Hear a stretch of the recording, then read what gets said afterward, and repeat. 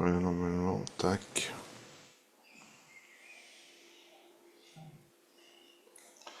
C'est parfait. Ouais, normalement, tac. Voilà. Après ça, je peux fermer. Voilà, salut Anthony. Salut Eric. On va attendre que les gens se connectent. Ah bah oui, sagement, gentiment. Je sais pas pourquoi sur le groupe, on voit que l'interlocuteur qui parle. Alors que là, on se voit en double. Enfin, tu me vois et je te vois, quoi. Ah ouais, effectivement. Et sur le groupe, Ah ouais, étrange.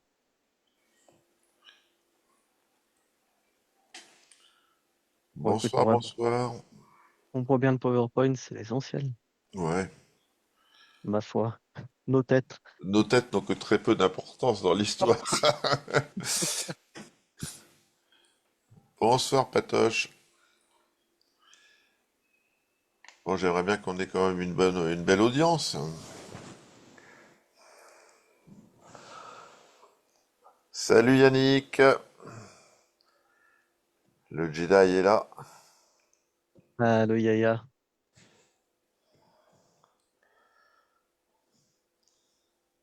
Il trouve que ses coraux poussent pas, donc il veut voir le truc sur la calcification, Yannick. Ben, je comprends, pour ton petit nano. Pour ton petit nano, Ah, putain.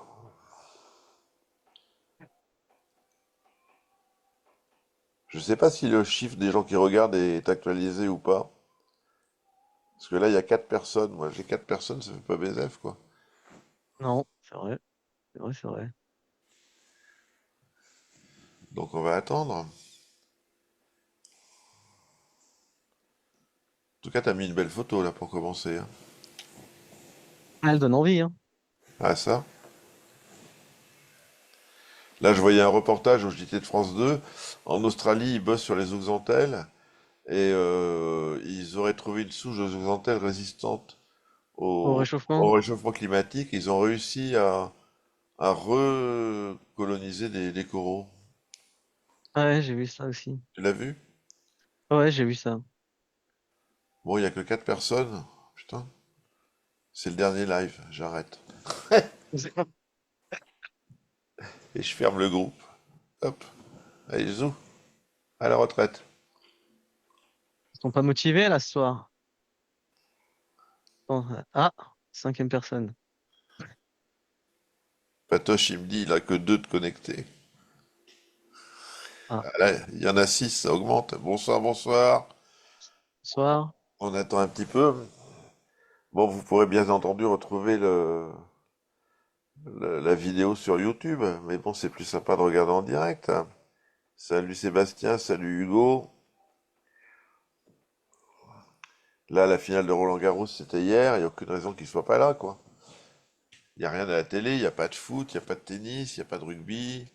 La Ligue des Champions. Ouais. Non, il n'y a rien, quoi, il se passe rien, là.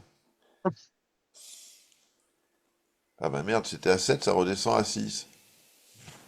Ah. Ah putain, j'ai dit une bêtise, peut-être. Viendez, viendez. Et comment va ton fils, sinon Eric? Bah là, il est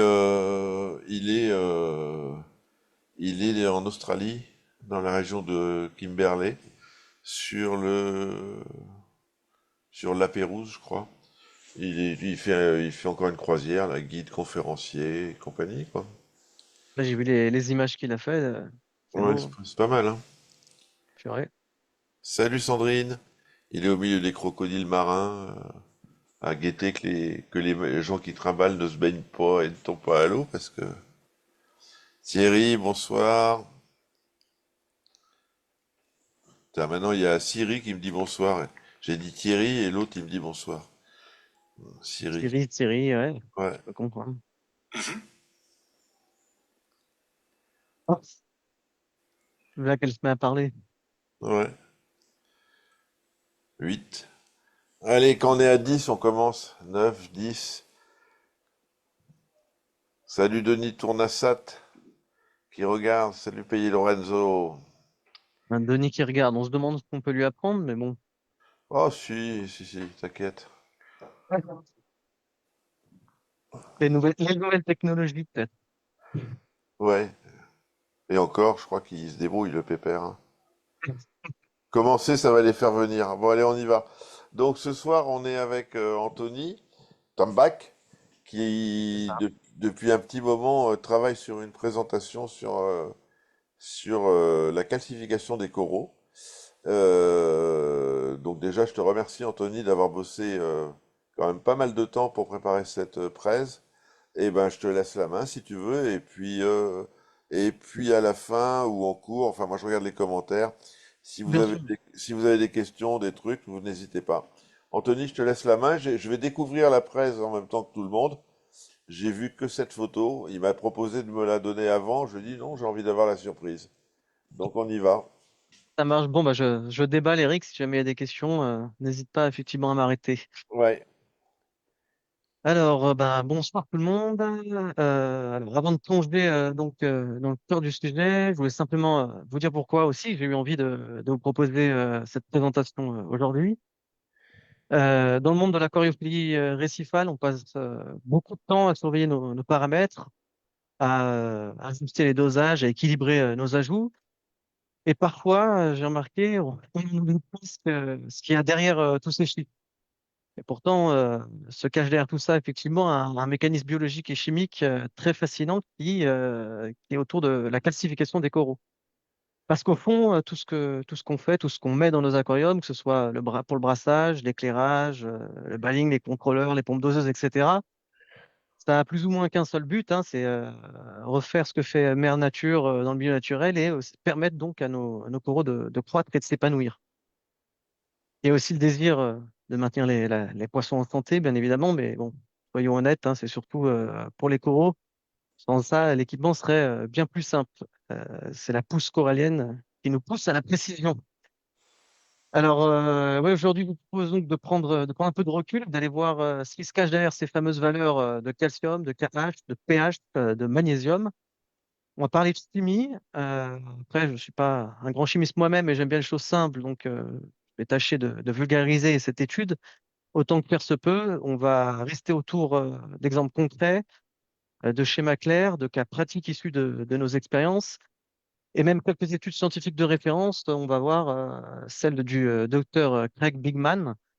L'objectif, c'est de comprendre en profondeur comment les coraux constituent leur squelette, surtout, et comment nous pouvons, en tant qu'aquariophiles, les accompagner dans ce processus de manière la plus efficace et la plus respectueuse possible. Voilà, et pour terminer cette petite introduction, pour être honnête, totalement transparent avec vous. Tout ce que je vais vous présenter aujourd'hui, je n'ai pas inventé, hein, j'ai aucun mérite scientifique personnel. Ce sont des travaux de chercheurs, d'aquarophiles passionnés que j'ai pris le temps d'étudier, de comprendre, de rassembler, et que je viens simplement partager avec vous en toute humilité en tant que passionné. Alors, pour commencer, on va définir un peu ce qu'est le processus fascinant et essentiel pour nos coraux de la calcification. Qu'est-ce que c'est exactement? Alors, la calcification, c'est en fait le mécanisme biologique et chimique par lequel les coraux construisent leur squelette.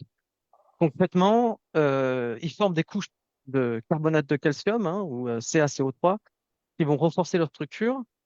C'est d'ailleurs ce squelette qui donne au corail sa forme et sa solidité et qui permet à plus grande échelle la croissance des récifs coralliens. Donc pour ce faire, les coraux puisent dans l'eau de mer deux éléments essentiels, les ions calcium, Ca, et les ions carbonate, CO3. Ensuite, ils combinent ces deux ions pour former l'aragonite ou la calcite, qui sont deux formes solides de carbonate de calcium. Et c'est ces structures qui s'accumulent, encore une fois, couche après couche, et qui forment leur squelette. Comme on le sait, ce processus est très sensible à l'environnement et plusieurs facteurs influencent la capacité d'un corail à se calcifier correctement. Parmi les plus importants, on retrouve la température de l'eau, le pH, autrement dit l'acidité, la quantité de lumière solaire disponible, hein, on parle souvent des parts, et bien sûr la présence de nutriments dans l'eau. Une variation de l'un ou l'autre de ces paramètres, ça peut évidemment freiner ou bloquer la calcification. C'est pourquoi, qu'on soit aquariophile ou même scientifique, bien comprendre ce mécanisme est crucial pour la santé de nos coraux. Alors, partons du processus chimique et biologique qui permet aux coraux de construire leur squelette. Et tout commence donc par les polypes. Hein, tout part d'eux. Euh, les polypes vont puiser donc dans l'eau deux éléments, comme on a dit, le calcium et le bicarbonate. Ces deux composants sont indispensables à la classification. Concrètement, ce qui se passe, c'est une réaction chimique assez simple. Le calcium réagit avec deux ions bicarbonate, ce qui donne le carbonate de calcium. Alors, on voit qu'il reste aussi une trace de CO2 et de l'eau. Je vous montre l'équation ici, mais c'est pas forcément le plus important à retenir, hein. Ce qui compte, c'est de comprendre le déroulement du processus. L'étape numéro un, c'est donc l'absorption du calcium et du bicarbonate par le polype.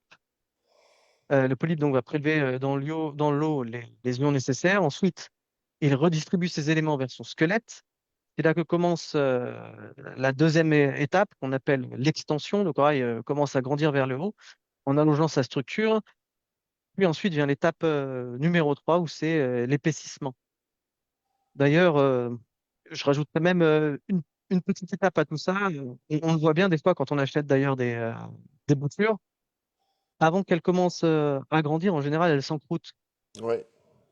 Puis ensuite, effectivement, on voit d'abord, euh, comment dirais-je, une croissance vers le haut avant de s'épaissir. Euh, en résumé, on a donc un processus en trois temps, hein, l'absorption, l'extension verticale et l'épaississement. Je précise aussi quelque chose. On voit, toutefois, on a dit qu'il fallait enfin, que dans le processus, c'était un ion calcium qui s'alliait avec un ion CO3, donc carbonate. Et là, pourtant, dans l'équation, on voit que c'est du bicarbonate. Donc, on peut se poser la question. Et en fait, il y a deux réponses. Déjà, dans l'eau, il faut savoir qu'il y a à peu près, enfin, dans l'eau de mer naturelle, qu'on essaie de reproduire, il y a 90% euh, qui est du bicarbonate, 9% à peu près de carbonate et le reste, 1% de CO2. Et il faut savoir que lorsque le corail absorbe du bicarbonate, en fait, lui ensuite le scinde pour faire du carbonate, justement. Ce qui le fatigue par ailleurs, on le verra par la suite. Donc Anthony, excuse-moi. Pour Mhm. les gens qui sont en baigning, tu penses que c'est mieux d'être en basse carbonate ou en basse bicarbonate? Alors, justement, on le verra par la suite. D'accord, C'est plus facile. Le carbonate est beaucoup plus facilement assimilable par le corail. d'accord. Alors, pour que ce soit plus clair, je vous ai préparé un petit schéma. Regardez, donc ici on voit le polype, hein, petite minuscule organisme mou installé dans le cœur du corail. Autour de lui, c'est l'eau de notre aquarium où se promènent donc les ions calcium et carbonate. Donc on voit que le polype va donc les absorber, puis les lier et ensuite les redistribuer. On va voir ça dans la petite diapo au sein du squelette. Voilà. Donc une fois qu'il a formé ces petites briques, il les garde pas, il les redistribue effectivement donc à la base de son corps où il est ancré pour renforcer et prolonger l'ossature. Mais c'est là que ça nous concerne directement en tant qu'aquariophile. Si on ne renouvelle pas effectivement tous ces éléments dans l'eau, il va se passer une chose très simple, il n'y en aura plus. Le calcium et le carbonate auront été tout simplement entièrement consommés par les coraux. Et à ce moment-là, la croissance s'arrête. Le corail ne peut plus se construire. C'est pour ça qu'on utilise donc nos méthodes de baling, etc., pour injecter dans l'eau tous ces éléments indispensables pour maintenir un environnement stable pour la croissance des coraux. Euh, une fois ce mécanisme, on va dire, bien clair dans nos têtes, on va se pencher sur plusieurs relations et on va commencer par une relation qui est entre le pH et le KH. Alors, pour vous aider à bien visualiser cette interaction, un peu technique, j'ai préparé un petit schéma un peu sous forme métaphorique, on va dire. Donc, on imagine effectivement qu'on a deux flux côte à côte. sur le premier, on va noter l'évaluation du pH, et sur le second, on va mettre celle du KH. On voit qu'il y a une petite pompe qui est installée dans le fût du KH et une espèce de flotteur comme on trouve dans nos osmolateurs dans celui du pH. Et ces deux flux sont reliés par eux avec des tuyaux pour symboliser l'interaction permanente entre ces deux paramètres. Donc, quand tout va bien, c'est-à-dire dans des conditions optimales, on cherche tout ça, un pH autour de 8,4 et un KH à 7,5. C'est notre point d'équilibre, le stade idéal qu'on cherche à maintenir. Maintenant, imaginons qu'un événement vienne perturber cet équilibre, par exemple un animal qui meurt dans l'aquarium et qui va provoquer une soudaine baisse du pH. Oui, d'ailleurs, pourquoi ça fait chuter le pH? On sait tous, hein, c'est l'animal quand il commence à se déposer, à se décomposer, pardon, les bactéries responsables de sa dégradation vont produire naturellement du CO2 et ce CO2, une fois dissous dans l'eau, va former ce qu'on appelle l'acide carbonique. Cet acide va ensuite se dissocier en ions H+, et c'est ces ions acides qui font baisser le pH. Et donc, plus il y a de CO2, plus le pH chute, etc. Donc, dans ce cas-là, notre flotteur entre en action, il détecte une chute du KH. Résultat, la pompe se met à puiser dans le KH pour maintenir le pH. Le problème, c'est que cette correction a un coût. En piochant dans le réservoir du KH, on fait forcément baisser le KH. Et si la situation perturbe, ben, on entre dans un cercle vicieux, le pH chute à nouveau, la pompe s'enclenche encore, on vide un peu plus de cash et ainsi de suite jusqu'à ce qu'il n'y ait plus de réserve. C'est un équilibre fragile, pardon, mais essentiel à comprendre hein, pour bien stabiliser l'aquarium récifal. Donc voilà, c'était juste une petite façon imagée d'expliquer la relation étroite, presque symbiotique même, entre le pH et le KH. Comme on le voit, l'un agit sur l'autre. Il est fondamental de surveiller d'ailleurs l'ensemble, pas seulement, on va dire, les valeurs de l'un ou les valeurs de l'autre. Ça sera valable aussi pour ce qu'on va voir par la suite, de toujours, quand on regarde des paramètres de notre aquarium, regarder les paramètres globaux de l'aquarium et pas seulement des valeurs isolées. Donc après avoir vu l'interaction KH-pH, on va se pencher sur une autre relation tout aussi importante, celle qui lie le calcium au KH. Là encore, on est face à deux paramètres étroitement connectés. Et c'est encore une constante en aquariophilie récifale, tout est lié, comme on le sait. C'est d'ailleurs souvent le cas hein, quand un paramètre semble dérailler, c'est souvent les autres qui nous donnent des indications précieuses et les analyses croisées de tout ça nous permettent de remonter à la source du déséquilibre.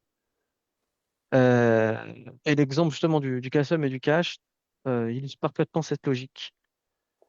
Alors, qu'est-ce qu'il faut savoir ici? Il existe une sorte de balance donc entre l'équilibre chimique naturel du calcium et du KH.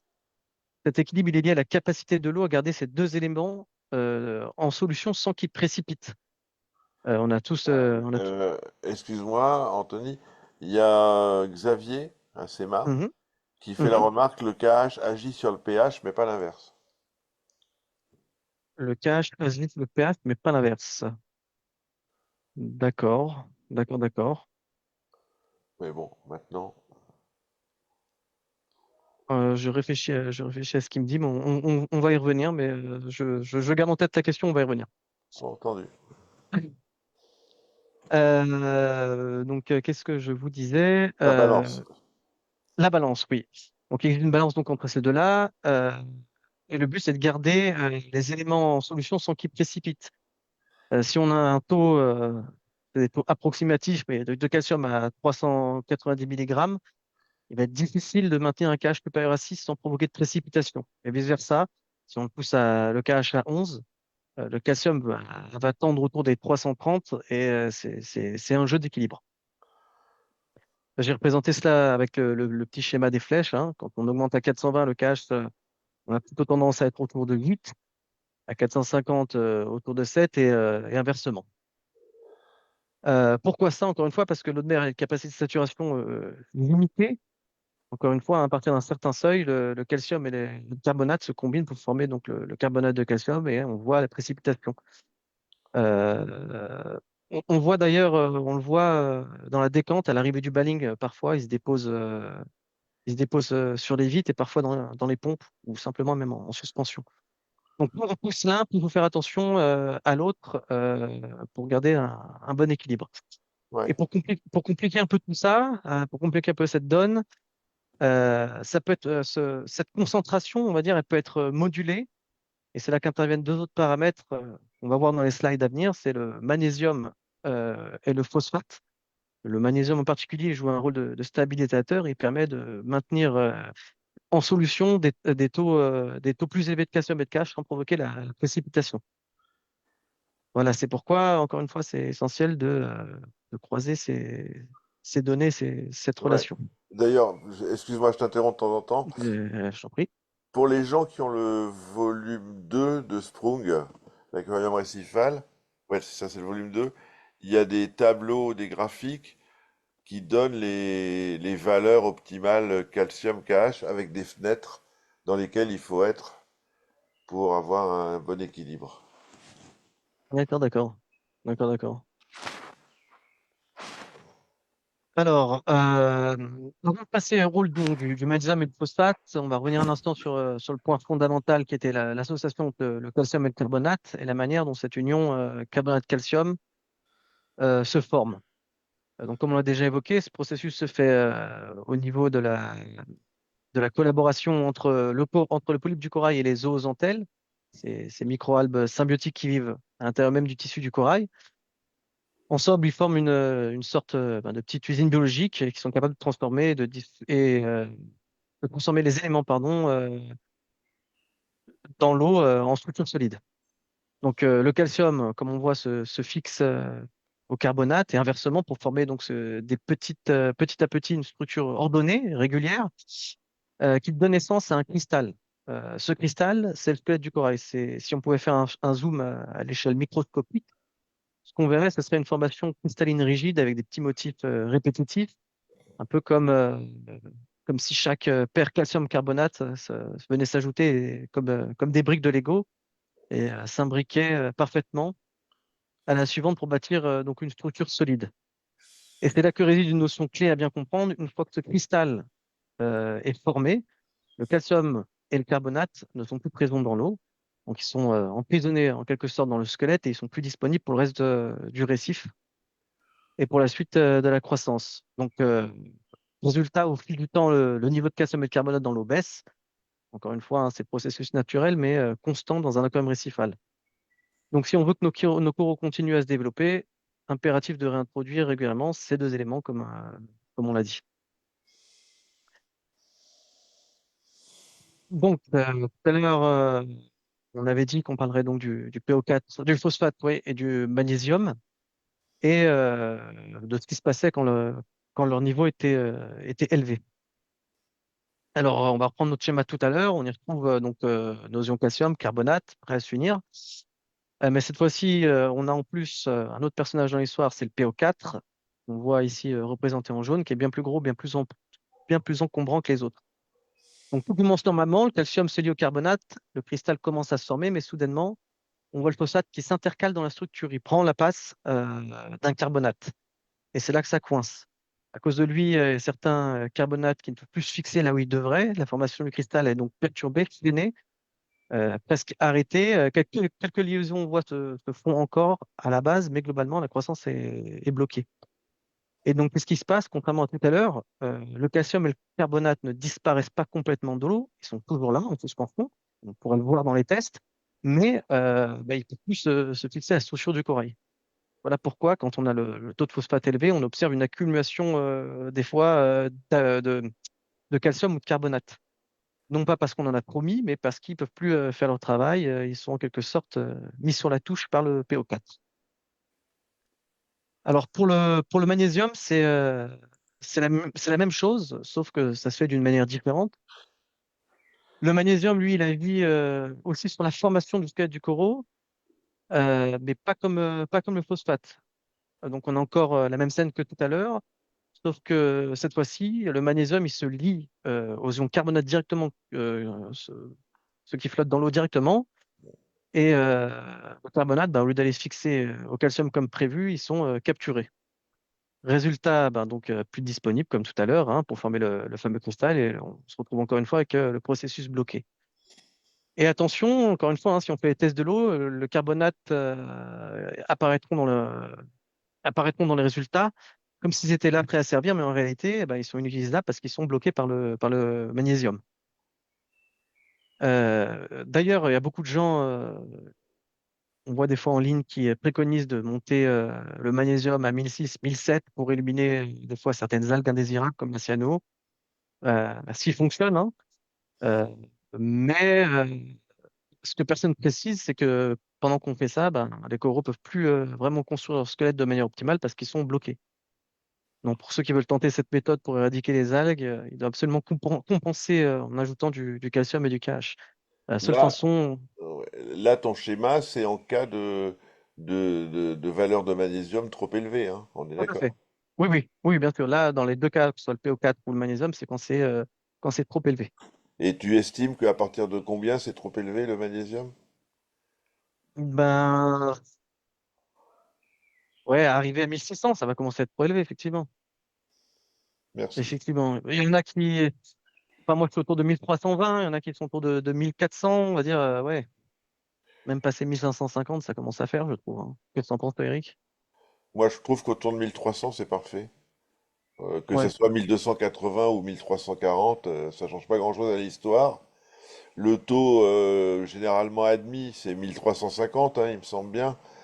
Mais je crois qu'autour de 1280, 1290, ça va bien aussi, hein. Mais maintenant, bon. ok, Enfin, ok. ceci étant dit, le magnésium, c'est vrai que c'est un élément que les gens testent rarement et une carence en magnésium, par contre, peut être très embêtante. Tout à fait. Tout à fait. Un D'ailleurs, magnésium, c'est plus embêtant une carence qu'un excès pour le magnésium, mais ouais, ouais. enfin, sans partir dans des excès extrêmes, bien évidemment. Mais... Bah, le magnésium, calcium, potassium, ça marche ensemble, hein. Mhm, mhm. Alors, donc maintenant qu'on a assimilé tout ça, j'aimerais qu'on s'intéresse donc à l'étude particulièrement intéressante par le chercheur américain Dr. Craig Bingman. Mais avant d'entrer dans le détail de son travail, on va revenir juste sur la réaction chimique fondamentale dont on a parlé tout à l'heure, la formation du carbonate de calcium.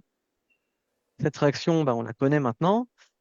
Euh, donc, comme on a dit tout à l'heure, hein, un ion de calcium avec deux bicarbonates, ça donne du carbonate de calcium, du CO2 et de l'eau. Alors, ce qu'il faut bien retenir ici, et c'est essentiel pour comprendre la suite de son étude, c'est le rapport stoichiométrique de cette réaction. J'entends par rapport stoichiométrique, c'est la proportion exacte, on va dire, entre les éléments qui réagissent dans une réaction chimique. Et ici, on a un ion calcium pour deux ions bicarbonate. Donc, on a un rapport de 1 pour 2. Et ce ratio, il est fondamental. Il va être au centre de l'analyse donc du Dr Biman et donc du graphique que je vais présenter après. Donc, il faut bien garder en tête ce rapport de 1 pour 2 va nous permettre de comprendre certaines dérives ou déséquilibres qu'on observe parfois dans nos bacs et surtout de savoir comment les corriger de manière intelligente. Alors sur ce slide, on va donc mettre en évidence cette relation fondamentale de 1 pour 2, du calcium et de l'alcalinité. Les unités qui vont être utilisées sont le millimol pour le calcium et le milléquivalent par litre pour l'alcalinité. Alors je précise parce que c'est important pour la suite, hein. Cette échelle était très importante pour le docteur Bigman. C'était justement d'exprimer les choses dans une échelle rationnelle, c'est-à-dire le calcium en millimol et l'alcalinité en milléquivalent. Alors, prenons un petit instant pour comprendre tout ça, un petit point chimique. Un équivalent, c'est une unité chimique qui représente la capacité d'un ion à libérer ou capter une charge électrique. Donc, quand on parle de 1000 équivalents par litre, on parle en fait de la quantité réelle de charge basique que peut neutraliser l'alcalinité de l'eau. C'est une, euh, c'est une unité rigoureuse, elle est beaucoup utilisée en chimie analytique, alors que ce qu'on connaît, nous, le degré KH allemand, lui, c'est une unité historique très utilisée en aquariophilie, mais qui n'a pas vraiment de fondement scientifique clair. Et on va noter d'ailleurs justement ça, que on voit ici un milléquivalent, c'est 2,8 DKH. D'ailleurs, petite question, Eric, on voit ma souris sur l'écran? Oui. Bon, ça va alors. On va en avoir besoin. Ce que soulève cette étude, c'est la bonne manière de penser ces équilibres chimiques, c'est en mol et en équivalent. Encore une fois, parce que là, on compte vraiment les particules. Donc, on va quitter les unités en milligrammes ou DKH qui dépendent du poids ou de la convention historique, et on va adopter donc cette échelle rationnelle, comme il dit, basée sur les molécules mêmes. Alors, encore une fois, hein, ce petit jargon, il ne faut pas se laisser intimider. Ce qui compte, c'est que cette façon de mesurer permet vraiment de mettre naturellement, de retrouver ce rapport de 1 pour 2 qu'on a vu au début. Et ça, c'est un vrai ratio chimique qui est cohérent avec ce que nos coraux consomment réellement. Donc, sans plus tarder, voici le graphique en question. Donc, sur l'axe Y, on retrouve le calcium exprimé en millimol par litre. Et sur l'axe horizontal, l'axe X, on a l'alkylanité exprimée, donc cette fois-ci en 1000 équivalents par litre, ce qui correspond, comme on l'a dit tout à l'heure, hein, à 2,8 DKH. Donc, on va regarder juste pour bien comprendre ensemble la ligne bleue, pour bien comprendre ce qu'on disait tout à l'heure sur ce ratio de 1 pour 2. Donc, si on prend la ligne bleue, on prend ce point, on va se mettre ici. Donc, on est à 10 de calcium. On regarde la correspondance, on va être à 2,2 d'alcalinité. Si maintenant, tout en restant sur cette ligne, on explique pourquoi on monte à à un calcium de 11, et ben on s'aperçoit quoi? Que, on est à une alcalinité de 4,2. Donc, on voit très clairement cette relation de 1 pour 2. On a augmenté une unité de calcium. On a retrouvé sur cette ligne 2 unités de KH. Alors, ce ratio, on le retrouve sur toute la longueur de cette ligne. Pour chaque unité de calcium consommée, on rajoute à chaque fois donc unités d'alcalinité pour rester en équilibre chimique et respecter la balance ionique. Et c'est exactement ce que vivent nos coraux quand ils construisent leur squelette. Et c'est aussi ce qui guide le choix de dosage de nos compléments. Alors, pour bien comprendre l'intérêt concret de cette fameuse règle du 1 pour 2, on va analyser plusieurs scénarios à l'aide de ce graphique. Donc, regardons d'abord ce point bleu, ici placé à 2,5 000 équivalents par litre, soit environ 7 de DKH. Si, comme le dit le docteur Bingman, avec un brin d'ironie bien sûr, on utilise l'échelle non rationnelle du DKH. Bref, ce point correspond à ce qu'on considère comme des valeurs idéales dans notre part de nos bacs principaux, un KH donc autour de 7 et un calcium là donc à 10 millimoles, ce qui fait, je l'ai noté, oui, 411 411. milligrammes. Voilà. Et là, on respecte le bon ratio de consommation, ce qui sera le cas, encore une fois, tout le temps lorsqu'on restera dans cette courbe. Donc, autour de cette valeur de référence, on a construit un petit cadre vert qui définit la safe zone, hein, la zone où l'aquarium est stable, la balance ionique est équilibrée, où la croissance coréenne se fait de manière optimale. Maintenant, on va ensemble voir comment on utilise ce graphique. Donc, si on prend un premier exemple, le point rouge, le point qui est là, on voit que notre KH est plus ou moins correct, mais que le calcium est trop élevé, c'est-à-dire à peu près 15% au-dessus. Euh, Problème, on n'a pas de filtre pour retirer le calcium de l'eau. Donc, qu'est-ce qu'on peut faire pour revenir dans un bon ratio, entre guillemets, ça serait booster le KH pour venir se déplacer et se retrouver sur une de ces lignes. Et à ce moment-là, on retrouverait le rapport de 1 pour 2 et on laisserait ensuite gentiment la consommation se faire pour revenir dans la safe zone. Un autre exemple, cette fois-ci, c'est l'inverse. On a ici un niveau de KH correct, mais un niveau de calcium trop bas. À ton avis, Eric, qu'est-ce qu'on fait? On rajoute du calcium. Eh ben voilà, tout à fait. On rajoute du calcium progressivement pour revenir retrouver encore une fois cette ligne pour se retrouver dans ce fameux ratio. Un autre exemple qui va être, dont on a un peu parlé dans le premier exemple, c'est celui-ci. À ce moment-là, qu'est-ce qu'on va faire pour... il est parfaitement équilibré, ce point, hein, la balance ionique est respectée, mais on se trouve dans une zone un peu trop haute. On coupe la Soit, supplémentation. ah, voilà, soit on passe par un changement d'eau, soit effectivement on coupe et on laisse faire jusqu'à ce qu'on redescende. Enfin, dernier petit exemple, euh, dans ce cas-là où, alors cette fois-ci, le calcium est bon, mais l'alcalinité est mauvaise. Eric, On met du Riffmulder de Sichem à la petite cuillère. on rajoute du pH jusqu'à revenir donc sur cette ligne. Ouais, c'est pour ça que je tenais donc à partager cette étude. Je trouve vraiment que ce graphique est un outil pratique, hein, presque une petite carte routière pour comprendre où on se situe et comment ça interagit, comment interagit le calcium avec le cash. Et grâce à ce travail, en adoptant donc on voit aussi l'intérêt de cette échelle rationnelle basée sur les molécules réellement présentes dans l'eau. On peut lire la chimie de notre aquarium de manière beaucoup plus cohérente. Oups, pardon. Euh, donc plutôt effectivement que encore une fois, de jongler sur des chiffres isolés, cette méthode, elle nous aide à visualiser l'équilibre réel entre les ions, à envisager les dérives et savoir le corriger de manière. Elle date de quand cette étude?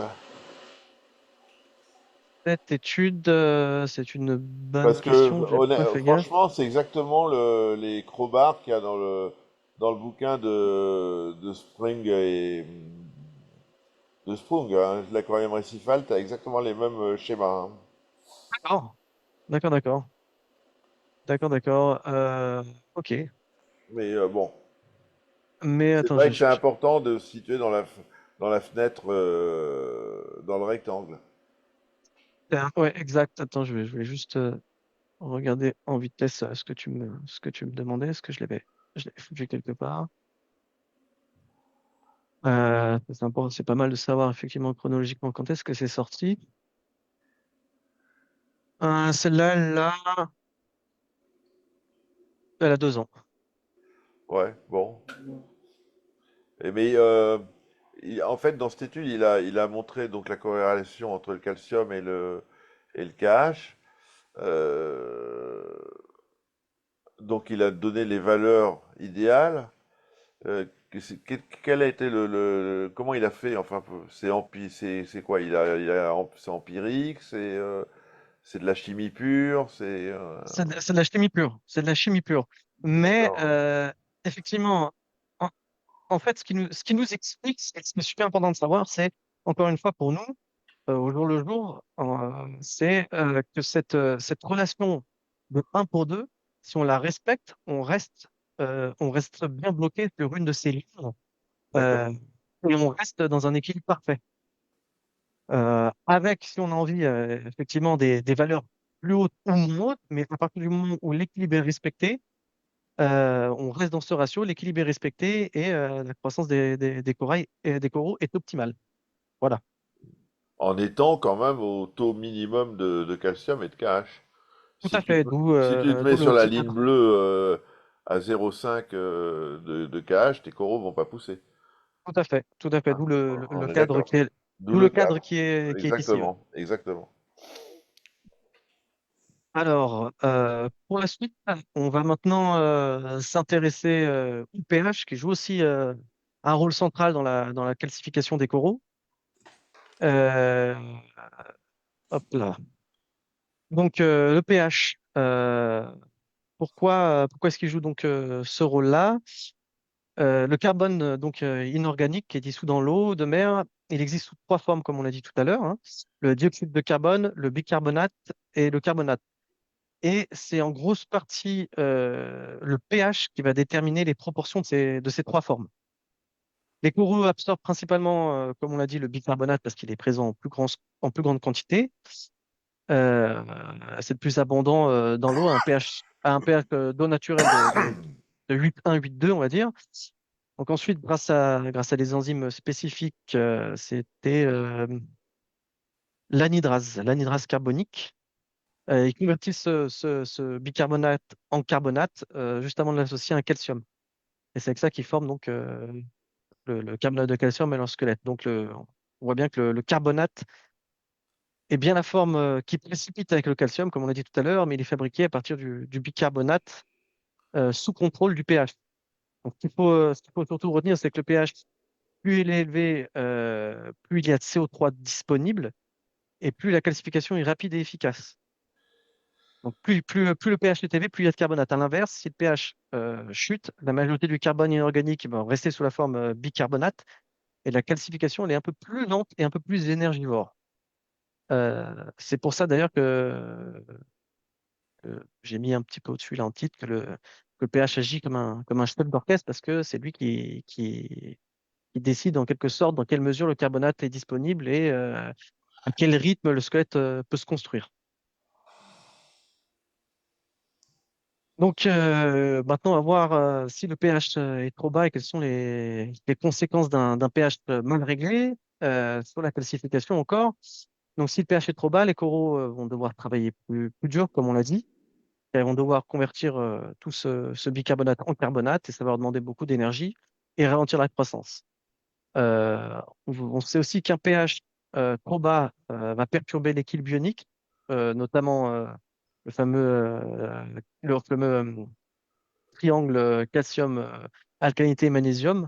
On essaie toujours de stabiliser. À l'inverse, un pH maintenu entre 8,3 et 8,5 permet une croissance fluide et naturelle et une précipitation contrôlée du carbonate de calcium. C'est la condition d'ailleurs pour que le squelette du corail soit bien solide et bien formé. D'ailleurs, on le voit souvent, hein, plus, plus le, entre guillemets, plus le pH est haut, plus la, la calcification va se faire rapidement. Donc en résumé, oui, hein, Ouais. le Et pH, oui, ouais, moi j'avais lu pendant longtemps que la croissance était optimale à un pH de 8,2. Ouais, maintenant, bon, peut-être que ça a changé, mais bon, peu importe. ok.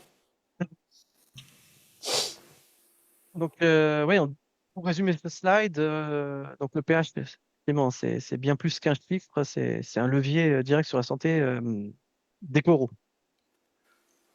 Euh, Maintenant, on a parlé donc de l'importance du pH. On va parler aussi de son ennemi number one, le CO2. Euh, Quand du CO2 se dissout dans l'eau, il reste pas à se promener librement, hein. Il réagit avec les molécules d'eau, il forme de l'acide carbonique. Et c'est cet acide qui va former, en se dissociant, pardon, il va former, il va libérer des ions H+. Et ce sont eux qui rendent l'eau plus acide, comme on dit tout à l'heure. Et donc, plus il y a de H+, plus le pH diminue. Donc, plus il y a de CO2 dans l'eau, plus le pH diminue. C'est une réaction chimique directe et inévitable. D'ailleurs, ce phénomène, on le voit très bien dans les cycles jour-nuit, hein, dans nos aquariums. La nuit, les coraux, les poissons et le vivant respirent, ils produisent beaucoup de CO2, donc on voit pendant la nuit le pH chuter. Et le jour, bah, les algues, les zoozanthelles font de la photosynthèse, elles consomment le CO2, donc forcément le pH remonte. Et libère de l'oxygène. Elle libère de l'oxygène. Euh, D'ailleurs, on voit aussi hein, si les aquariums sont dans une pièce mal ventilée ou si l'air ambiant est riche en CO2, ce qui est souvent fréquent l'hiver parce qu'on ferme les fenêtres, alors le pH baisse. Et comme on l'a vu plus haut, oui, un pH trop bas, c'est moins de carbonate disponible pour le squelette des coraux, donc encore une fois une croissance plus lente. Donc les solutions par rapport à ça, euh, premièrement, c'est améliorer l'aération globale du bac. Et ça passe par un bon brassage de surface, hein. On voit souvent d'ailleurs que les têtes de, de nos pompes, elles sont souvent dirigées vers le haut du bac, vers la surface. Ça permet d'éviter de recycler, pardon, ça permet d'oxygéner. Et on a aussi l'écumeur qui joue un gros rôle dans l'oxygénation et qui permet beaucoup de dégazer le CO2. D'ailleurs, certains, comme je fais moi d'ailleurs, connectent l'arrivée d'air à l'extérieur. Et ça permet d'éviter de recycler l'air intérieur qui est chargé en CO2. On a aussi une stratégie efficace pour ça, qui est d'utiliser un refuge à algues avec la Chaetomorpha en inversant l'éclairage. C'est-à-dire qu'en journée, ben, le bac va être éclairé, mais le refuge éteint. Et pendant la nuit, on allume le refuge pour que les algues consomment le CO2 la nuit et le bac est éteint. On peut aussi installer donc un filtre pour absorber le CO2, comme les fameux Skim Breeze. Ils sont ni plus ni moins que les granules qu'on retrouve dans les bouteilles de plongée, c'est ça, Eric, hein, j'ai Dans les vu ça récemment. recycleurs, dans les recycleurs, c'est quand les gens plongent, c'est pas des bouteilles, en fait, l'air qu'ils expirent est recyclé dans de la chaux et ils re-respirent cet air débarrassé de son CO2. D'accord. Ah ouais, d'accord, d'accord. Et enfin, oui, la dernière solution dont on va parler maintenant, c'est bah, l'eau de chaux ou l'hydroxyde de calcium qui nous aide à faire remonter le pH et qu'on va détailler dans le prochain slide. Là, je voudrais dire juste une petite remarque. Le brassage de surface, c'est bien, sauf si la pièce dans laquelle est l'aquarium est hyperchargée en CO2. Là, ça devient moyen. C'est-à-dire s'il y Oui, a oui, sans oui, arrêt oui. 10 personnes ou 6 personnes dans la pièce, qui n'est pas aéré constamment, il va y avoir un taux de CO2 important et en mélangeant l'air ambiant avec l'eau de l'aquarium, c'est pas génial dans ce cas-là. Mais c'est vrai qu'en règle générale, c'est pas mal de brasser un petit peu la Mhm, surface. mhm. C'était une Ok, petite ok. remarque. C'est tout, c'est tout. Donc, l'autre chose, il y en a qui en ont sûrement déjà utilisé, mais on va déjà réexpliquer qu'est-ce que c'est, d'où ça vient et pourquoi on l'utilise. Donc, l'autre chose, c'est en fait un produit qui est issu de de la transformation du calcaire, hein. C'est du carbonate de calcium naturel qu'on extrait des carrières. Une fois extrait, donc la roche, elle est concassée, criblée. Par la suite, elle est chauffée entre 900 et 1200 degrés dans un four. Et c'est une étape qu'on appelle la calcination ou la décarbonation, parce que le carbonate de calcium va se décomposer en oxyde de calcium, qu'on appelle aussi l'H-tauine. À ce stade, elle n'est pas encore utilisable. Elle passe ensuite dans des hydrateurs où on ajoute tout simplement de l'eau. Et cette réaction exothermique va libérer énormément de chaleur et donner naissance à l'hydroxyde de calcium, la chaux éteinte. Et c'est cette chaux éteinte qui nous intéresse, hein, qui est sous forme de poudre très fine qu'on utilise pour préparer l'eau de chaux en la mélangeant avec de l'eau osmosée. Mais on va voir comment, parce que cette solution, elle est puissante et on l'utilise effectivement jamais qu'elle telle. On la dilue bien, on la dose et on l'introduit lentement pour éviter des gros pics de pH ou des précipitations. Mais on va voir ça par la suite. Alors, l'Otto, on va regarder aussi donc dans ses propriétés quels sont ses avantages. Et vous allez voir, ils sont nombreux.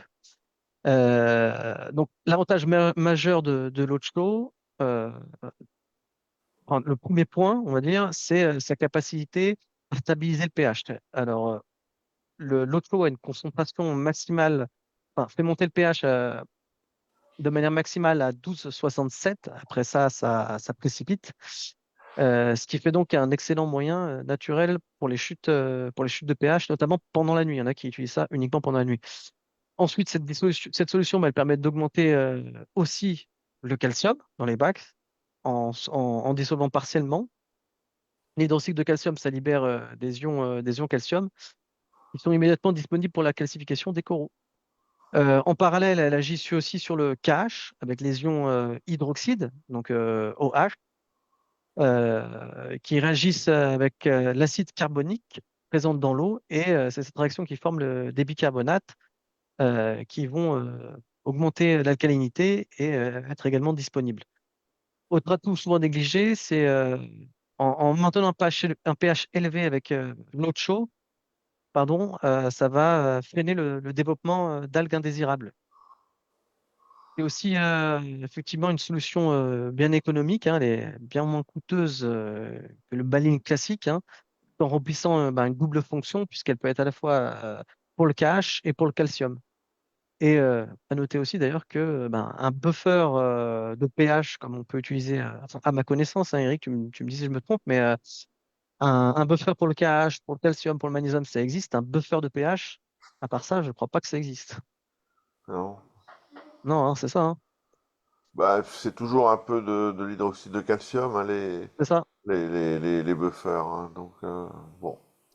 Bon. Et enfin, l'autre show, ouais, elle peut également participer au maintien du taux de phosphate bas. Si tu veux vraiment monter le pH, tu peux rajouter si je ne dis pas de conneries, de l'eau oxygénée. Mais bon, euh, c'est moyen. D'accord. Ouais, mais en quelle Si- quantité, ça aussi? Parce Voilà. que Si je ça dis peut pas vite être, si je dis pas de conneries. Mais bon, j'ai un doute. il y a Yannick ou Xavier vont nous éclairer là-dessus. Ouais. Donc, ça, c'était pour la partie avantages. Maintenant, oups, on va voir donc les désavantages. Euh, donc, ouais, faut être aussi lucide sur ses limites, hein. C'est pas tout beau, tout rose. Ça a aussi des contraintes. Donc, d'abord, moi, pour l'avoir testé, ce qu'il faut savoir, c'est que la concentration maximale de l'eau de chaux, elle est limitée à 1,73 grammes par litre. C'est une limite chimique, hein. Au-delà de ça, la poudre, elle se dissout tout simplement. D'où d'ailleurs les fameux RACH, les réacteurs à hydroxy, qui en fait, eux, on les charge donc en poudre. Et ce réacteur, c'est une espèce d'hélice qui est dans le fond et qui vient constamment, on va dire, mélanger, brasser le fond pour garder l'eau qui est à l'intérieur du réacteur en concentration maximale. Sinon, moi, j'avais fait ça avec un réservoir, pour donner une idée, de 20 litres, avec un, un seau de sel en fait que j'avais vidé. J'avais mis 20 litres dedans pour tester avant de me décider à acheter ou pas un rack. Et ouais, je me suis aperçu en fin de compte que pour un bac, moi, j'ai 700 litres d'eau en tout. J'étais plus ou moins à 6-7 litres d'eau par jour, d'eau de chaud, ce qui est énorme. Donc voilà, tous les 3 jours, il fallait que je remplisse mon bidon de 20 litres. D'où le gros avantage du Rash. Et c'est donc ce que je voulais aborder. Un deuxième point clé, c'est que l'ajout d'eau de chaude est limité au volume d'évaporation journalier. Comme l'eau de chaude, elle peut pas être ajoutée, elle peut être ajoutée pardon, qu'en remplaçant l'eau qui est évaporée de nos aquariums. L'apport il est mécaniquement restreint parce que admettons que effectivement quelqu'un a un bac qui évapore 5 litres par jour, il a besoin de rajouter 6 litres d'eau de chaude. Ouais. Bah, il va diluer tout ce Ouais. qu'il y a à l'intérieur. Tiens, bon, Xavier il a répondu, j'ai un vrai doute aussi sur l'oxygéné. Bon, ok, moi aussi. Et Yannick, lorsque je supplémentais avec de l'eau chaude, je mettais une cuillère à soupe pour 5 litres. La précision était très aléatoire. C'est ça. Voilà. Alors, ouais, ouais. Alors moi, ce que je faisais, effectivement, la précision elle est aléatoire, mais elle peut être au contraire extrêmement précise si on sature. Donc moi, ce que je faisais dans mon bac de sel, c'est que je partais sur la mesure préconisée, je rajoutais une ou deux petites cuillères, je brassais. Ce qui était en trop, de toute façon, ça retombait en bas, c'était précipité, ça retombait en bas. Ouais. Donc je savais exactement à quelle concentration j'étais au gramme près, Bon, bah, puisque c'était chimiquement pas possible de faire plus. j'ai dit une connerie pour l'oxygéné. Là, Xavier, il me dit en plus, sachant que l'O2 n'influe pas sur le pH. Mais à culpa, j'ai dit une connerie. Ça arrive. Souvent. Donc voilà, donc oui, faut garder ça en tête. La troisième chose, c'est que l'eau chaude n'apporte pas le magnésium, donc elle peut corriger KH, calcium, mais le magnésium, bah, il faudra l'ajouter, donc ça remplace pas non plus un banning à 100%. Autre point, par contre, le risque de surdosage qui peut être fatal, effectivement, hein, une eau chaude mal dosée ou même injectée trop rapidement. Faut vraiment l'injecter petit à petit tout au long de la journée.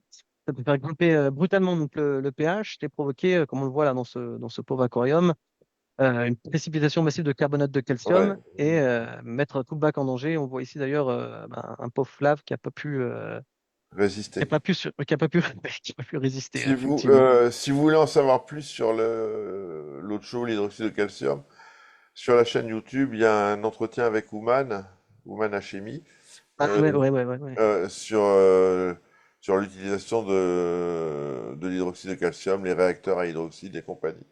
Euh, Ouais, il est génial et bien complet. Je m'en étais inspiré d'ailleurs quand j'avais. on l'a fait il y a quelques années, il est vraiment top. Ouais.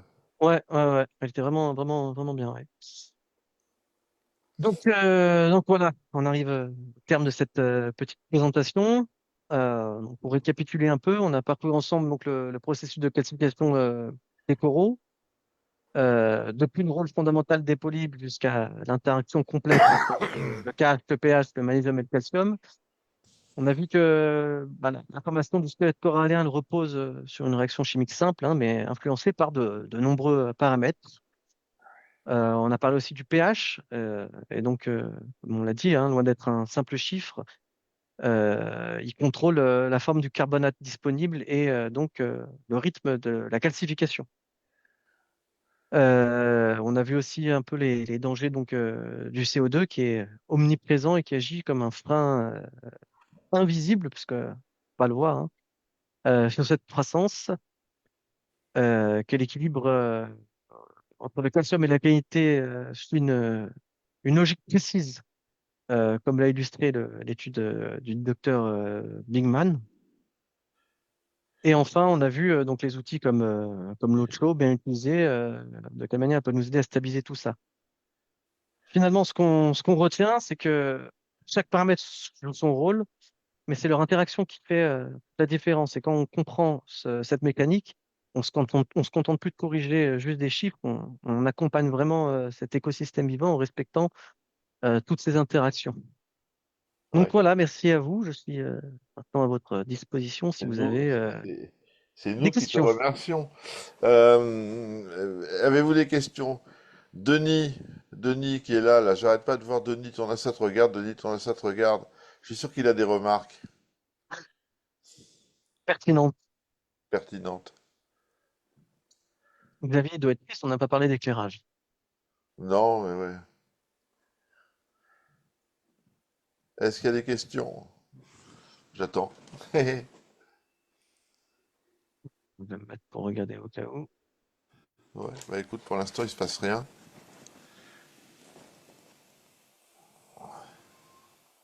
Bravo pour ton travail, Anthony, et toutes les illustrations. C'est Xavier.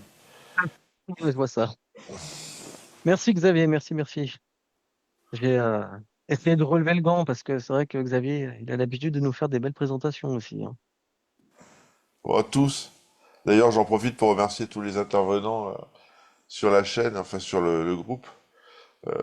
Chacun se donne du mal pour faire les présentations, que ce soit des aquariums, des thèmes précis, et c'est vraiment génial. On a vraiment des beaux lives. Yannick qui te remercie aussi.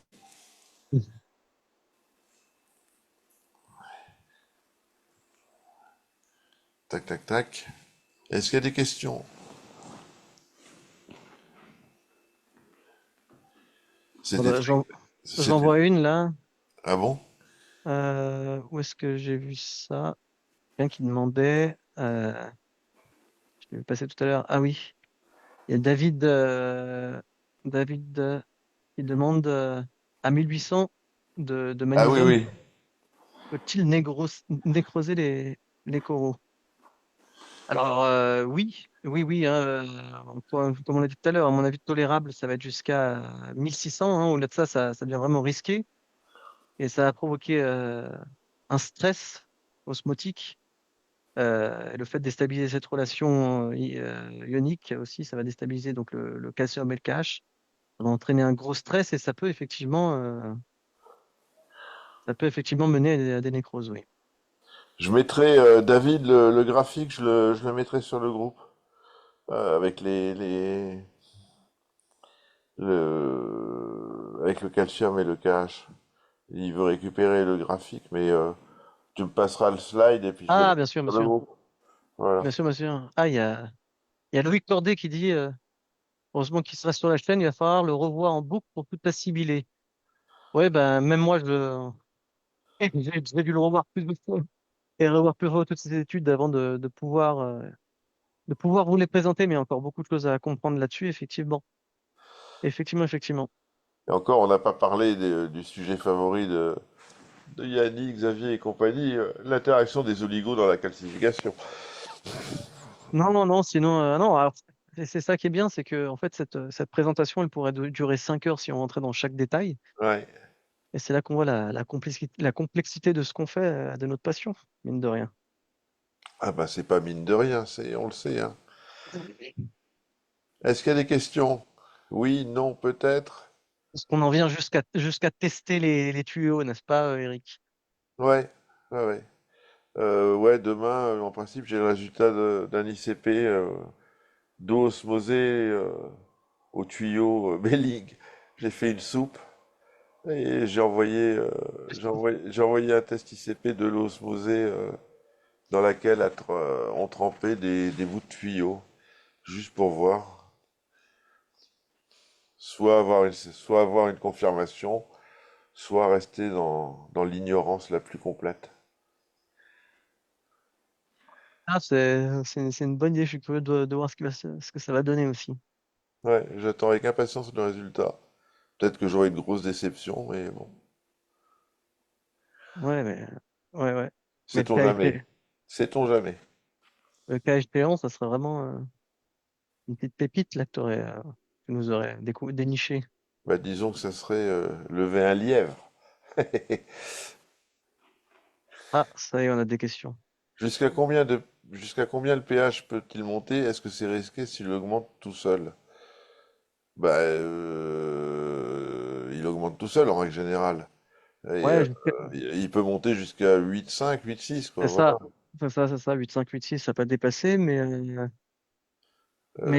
je sais pas ce qu'il en compte par s'il augmente tout seul. Bon.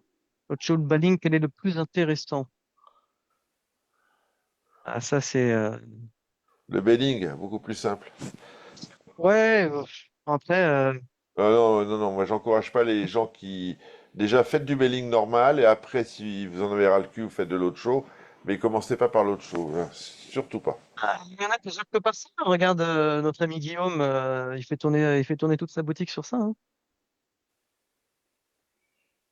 Il a un Rage Perrac, et puis c'est avec ça qu'il tourne depuis des Guillaume? années. Ouais, ouais, Guillaume, ouais. Ouais, mais c'est Guillaume, Guillaume. Guillaume, c'est Guillaume, ouais, c'est sûr. Il est pas comme nous. Guillaume, c'est Guillaume, hein, c'est pas... Ah, J'utilise un RH depuis un petit moment et j'observe qu'après la recharge de celui-ci, le pH était bien remonté pour redescendre progressivement jusqu'au prochain remplissage. Est-ce qu'il y aurait une solution pour stabiliser sur la semaine en augmentant la quantité ajoutée peut-être? putain, attendez, je regarde. J'étais bien monté pour Moi je, redescendre. moi C'est grave. je maîtrise pas les règles. Bah, la question qui est super importante, c'est une fois que Brice donc s'est rendu compte que son pH est redescendu, est-ce qu'il restait encore de la poudre dans le réacteur? Non, il redescend quand il se vide. Donc il faut le faire tout simplement s'il veut que ça dure plus longtemps. Ah bah ouais. Et il Ou en, dit ach- ou en en acheter un augmente plus gros, hein, peut-être la taille est pas adaptée à son volume, je sais pas quel volume il a. jusqu'au prochain remplissage. Non, en fait, c'est ça l'histoire, c'est que jusqu'au prochain remplissage, c'est peut-être que c'est mal mélangé dans le réacteur. Donc au départ, tu mets peut-être des trucs hyper concentrés et à la fin, tu rajoutes que de l'eau avec un tout petit peu d'hydroxyde, quoi. J'en sais rien, hein. Non, encore une fois, normalement pas, parce que le rôle du réacteur, c'est qu'est-ce qu'il dit? Le Toon pour un reefer 250. Pour un reefer 250, c'est pas. Ouais, donc, ça devrait le faire. Le Toons, y a rien de particulier, il n'y a pas de mélangeur dans le Toons. C'est un truc où tu branches l'osmolateur dessus, hein. Donc, ah ouais, hein, donc c'est pas. Attends, Toons, bah si on peut avoir le modèle, ouais, ça nous aiderait. Toons, Toons. Est-ce qu'il y en a? Non, effectivement, j'en vois un, mais je vois pas de mélangeur dedans. Pourtant, Il n'y a, si, y a- si. y a pas de mélangeur, je crois pas, hein. C'est juste un truc que tu branches sur l'osmolateur Mais et juste pour revenir à ce que tu disais tout à l'heure, Eric, là, tu disais peut-être qu'au début, c'est très concentré, après moins. ben là, il me Normalement, pas. dit, il me dit, il me dit c'est ça, Eric. Tu vois? Il n'y a pas de mélangeur dans le truc. Donc, je pense qu'au départ, il met du truc Hmm. concentré et à la fin, Alors là, peut-être, oui, parce que normalement, le but qui est cette petite hélice qui mélange, c'est que la solution, elle est constamment concentrée et donc elle a toujours donc moi, je pense que la même concentration.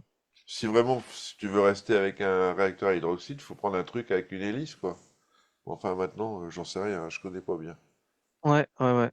Ouais, ouais, il y en Mais a je pas vois mal. que ça. Je vois que ça. Dire, il faut que l'eau de chaud soit toujours à la même concentration, quoi, parce qu'autrement. Ouais, ouais, mais il y a quoi? Il y a Octo qui en font, je vois, hein, Octo qui en font un avec l'hélice au bout. Deltec aussi. Mais ouais, ouais, ouais, non, le but, c'est qu'il y ait cette hélice pour avoir toujours la même concentration, du début à la fin, jusqu'à ce qu'il y ait vraiment plus de poudre. Il n'a pas trouvé de réacteur avec mélangeur avec hélice, mais bon. Bah, il peut regarder l'Octo et puis le Deltec en fond aussi. Euh, j'en vois pas mal. Bon, ça doit se trouver. Hop là, bah là, hop, ils en ont tous un. Tiens, je mets le lien sur le. Voilà, Brice, il y a Anthony qui te met le lien. Voilà, tu verras c'est les Deltec et au fond, il y a une petite barre qui en fait tourne constamment. Et comme ça, tu gardes toujours la concentration maximale. Mais moi, je Voilà, croyais voilà. qu'on... Enfin, c'est une question à la con, certainement. Mais je croyais qu'on utilisait que le lait de chaud avec les réacteurs hydroxyde, c'est-à-dire que la partie superficielle. Et que... Oui, tout à fait, tout à fait, tout à fait. Ben, c'est ce qui se passe parce que le robinet qui a le retour dans le bac, il est tout en haut. Donc en fait, c'est uniquement ce qui est en haut qui part dans le bac. Tu vois, sur le D'accord. réacteur, Donc c'est le le lait de robinet de chaud. sortie, il est tout en Donc haut. Tout à fait, on utilise le lait de chaud. tout D'accord. à fait. Ok. Un lit de sable ne suffit pas pour stabiliser le KH et le pH? Non. Non, non. Non, j'en ai un. Moi. Il peut servir de tampon éventuellement, que ça chute moins vite et tout, mais stabiliser, non, certainement pas. Ouais. Non, non. Non, non, non, moi j'ai mis. Ah oui, d'ailleurs, je vais vous dire quelque chose sur les conseils de Yannick. Avant, j'avais un baling base bicarbonate, je suis passé sur une base carbonate, et effectivement, ça aide à avoir un pH un peu plus haut. Ouais, ben, quand j'aurai fini mon paquet de bicarbonate, je passerai en carbonate aussi. Mm. Alors, Xavier, il n'est pas d'accord avec nous. Non, on utilise l'eau de chaud, sauf dans la méthode Régis d'ours. Ok, Xavier. Deux conneries pour moi ce soir. Ok. Mais, euh, mais en tout cas, effectivement, ce qui sort du rage, comme le robinet est en haut, c'est de toutes les façons la solution concentrée, Hmm. qui est toujours à son maximum, et donc un pH de, comme on l'a vu tout à l'heure, 12,7 de Eau de mémoire. chaud, transparente. Il met Xavier. Chaud D'accord. égale transparente. C'est Marrant, trop. moi, je l'ai pas vu dans un réacteur, mais quand je la voyais dans dans mon seau, elle était toujours trouble. Ok, ok. Bon.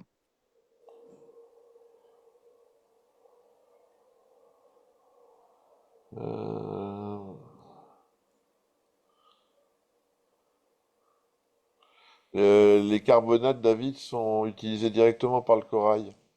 Alors que quand tu mets du bicarbonate, Ouais, le corail le bicarbonate doit être doit le transformer. scindé en carbonate.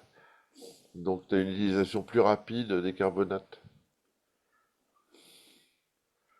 Voilà, voilà. Et c'est d'ailleurs pour ça que j'ai mis du bicarbonate quand j'ai commencé le mailing. Ah là. Ouais, ouais. Euh, Est-ce qu'il y a des questions, messieurs, dames? S'il y a des dames, il n'y en a plus? A plus? Si je me trompe pas aussi, Eric, la base, c'est pour ça aussi que ça fait remonter un peu le pH. La base carbonate, elle est, il est plus concentré au niveau du pH. Je sais pas du tout. Oui, il me semble, pour être sûr, elle est plus concentrée, elle est plus forte. Je sais pas. Je te dirai ça quand j'aurai commandé le nouveau. T'es encore au Wolforif ou t'as changé, Eric? Ah non, non, j'ai changé. Ça devenait compliqué. Enfin, pour moi, c'était compliqué de gérer le cache parce que comme l'a dit Xavier, le Hall for If, il se gère avec le calcium en réalité, puis tu dois remonter le cache manuellement s'il baisse. Mais moi, comme les tests calcium, enfin bref, je gérais avec le cache, je m'étais retrouvé avec un calcium un peu haut, les oligos sont pas gérables, tu te retrouves, enfin moi je m'étais retrouvé avec des excès de zinc, tout ça c'était avant la période d'éteint, donc il y a 2 mois maintenant je crois que je suis passé en Bellingzoanthus classique, normal, et ajout d'oligo suite à ICP, des oligos de la tortue, voilà. D'accord, d'accord, d'accord, d'accord. Ok, ok, ok. Le magnésium est indispensable, mais pourquoi il entre dans la structure calcaire que à trop forte que... Le magnésium à concentration normale. Ben, c'est la concentration normale il demande pourquoi le magnésium rentre dans la constitution du squelette à forte concentration. Mais c'est pas à forte concentration. À forte concentration, il bloque la calcification. Tout à fait, tout à fait. Le magnésium est sans mais pourquoi il entre dans la structure calcaire? Non, non, non, il demande pourquoi le magnésium a cet effet uniquement à haute concentration. Et pas et pourquoi il entre dans la structure de construction et prend la place de d'ion. Non, il prend pas la place, pardon. Pourquoi il retient le CO3 que à haute concentration? Si j'ai bien compris, c'est ça la question. Ouais. Non, c'est simplement que qu'à haute concentration, il y a beaucoup plus de d'ion magnésium et force un peu la porte, force un peu la porte et comme il crée aussi en même temps, s'il est trop c'est de mémoire une instabilité entre le KH entre le carbonate et le calcium. De cette manière-là, en déstabilisant, il force un peu la porte et il prend la place. Enfin, il s'accroche à un carbone, pas du carbonate, mais uniquement effectivement à haute concentration. Ouais. Tiens, ben, je pense à un truc. Si vous avez le magnésium et le calcium à des taux très bas et que vous souhaitez remonter, il faut remonter le magnésium avant le calcium. Autrement, vous n'arriverez jamais à remonter votre calcium. Ouais, tout à fait. C'est ce qu'on disait tout à l'heure parce que sinon ça peut précipiter. Le magnésium, lui, permet de justement d'avoir des plus hautes concentrations. Oui. Il stabilise ce paramètre-là. Voilà, voilà. Bon, ben écoute, hein. Et ben voilà. Ben voilà. Donc la vidéo sera sur YouTube, évidemment. Et puis ben, d'ici les vacances, on s'en refera peut-être ben, un autre, là, mais je sais pas encore la confirmation. Et puis ben voilà quoi. On se fait un petit truc comme ça une fois par mois ou 2 fois par mois, ça dépend. C'est bien sympathique. Anthony, je te remercie. Avec Euh, plaisir. J'espère que tu as passé une bonne soirée. Bon bah écoute. Moi, en tout cas, j'ai passé une bonne soirée. J'espère que les gens ont passé une bonne soirée. Et puis, on est un peu moins bête qu'à 9h moins 10. Voilà. C'est un peu c'est un peu le but du truc. Voilà. Ouais. Hein, on est un peu moins con qu'à 9h moins 10. Voilà, c'est parfait. Eh ben, écoute, bonne soirée. Merci à Bonne toi. soirée, À Eric. bientôt. Envoie-moi le slide là avec le tableau ou mets-le sur le groupe Ou- directement là, le slide avec le graphique là Oui, que qu'avait ok, demandé quelqu'un. T'as qu'à le pas de publier souci. sur le groupe, hein, Je vais m'en et puis occuper. ben voilà, à bientôt. Ciao, ciao, Salut, ciao. salut. Bye bye. Salut, salut.